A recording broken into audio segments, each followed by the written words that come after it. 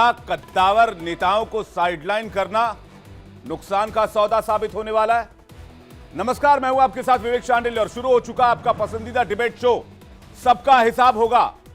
मध्य प्रदेश, छत्तीसगढ़ और राजस्थान में 3 कद्दावर नेताओं को साइडलाइन कर दिया गया। शिवराज सिंह चौहान, रमन सिंह, वसुंधरा राजे।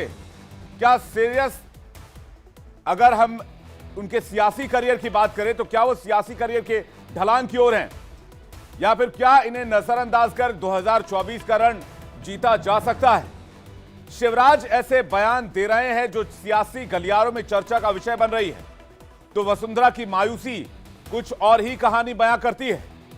ऐसे में आज सबका हिसाब होगा में हम सियासत के इसी नफा नुकसान की बात करेंगे, किसका फायदा किसको बट्टा। लेकिन सबसे पहले 3 अहम सवाल पर नजर डालते हैं।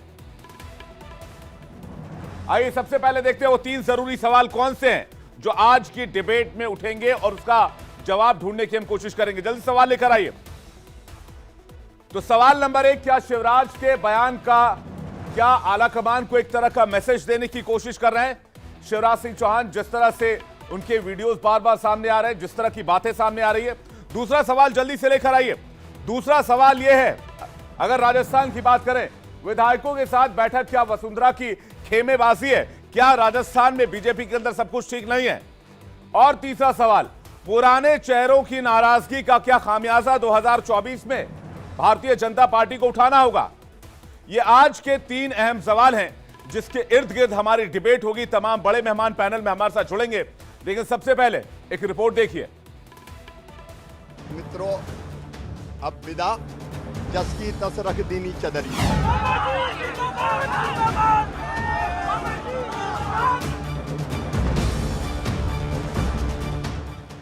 मामा और महारानी बीजेपी के 2 कद्दावर नेता मायूस हैं, अपने सियासी करियर को लेकर चिंतित हैं। शिवराज के बयान काफी कुछ बयां करते हैं। और मित्रों, अब विदा जस की तस रख दीनी चदरिया।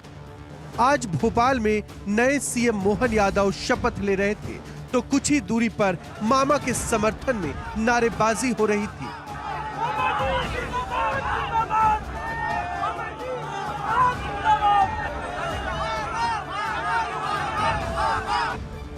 शिवराज एक के बाद एक ऐसे बयान दे रहे हैं जो आला कमान को परेशान कर सकता है। इससे पहले उन्होंने कहा था कि मरना पसंद है, मांगना पसंद नहीं। जो संदर्भ था वो ये था कि बाकी दिल्ली में है, आप दिल्ली जाएंगे क्या?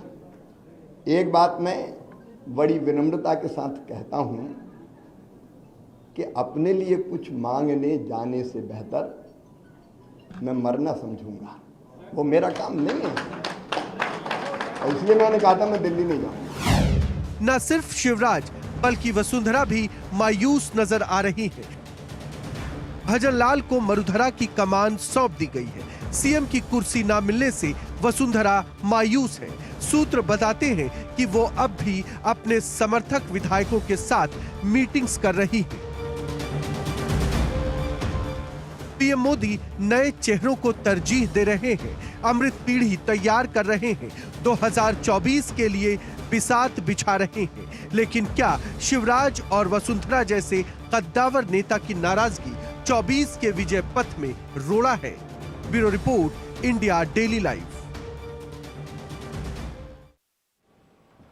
लेकिन अब सवाल यह है कि इस डिबेट के इर्द गिर्द वो कौन से ऐसे पॉइंट्स हैं जिससे ये तमाम जो क्वेश्चन है वो रेज हो रहे हैं। आइए जल्दी से नजर डालते हैं और देखते हैं इस डिबेट के इर्द गिर्द कौन से महत्वपूर्ण पॉइंट्स रहने वाले हैं। सबसे पहला, भोपाल में शिवराज के समर्थन में नारेबाजी हुई और शिवराज सिंह चौहान भी आम लोगों के बीच पहुंच गए। इससे पहले भी शिवराज सिंह चौहान आम लोगों के बीच देखे गए। शिवराज लगातार मायूसी भरे बयान दे रहे हैं। उनके 2 बयान अभी भी हमने आपको सुनाए। उन्होंने आज का जस की तस रख दीनी चदरिया, ये आज का बयान है। इससे पहले उन्होंने कहा था कि मरना पसंद है लेकिन मांगना पसंद नहीं, ये कल का बयान है। वसुंधरा राजे सिंधिया भी नाराज है। सूत्रों के हवाले से यह भी जानकारी मिल रही है। समर्थक विधायकों से वसुंधरा राजे ने मुलाकात की है। तो क्या वसुंधरा राजे राजस्थान में खेमेबाजी कर रही हैं? आलाकमान की हिदायत का भी असर नहीं। आलाकमान ने कहा है कि केंद्रीय नेतृत्व से यह आदेश भी दिया गया है कि किसी भी तरह से विधायकों से अलग से मुलाकात नहीं करना है। अब सवाल यह कि क्या 2024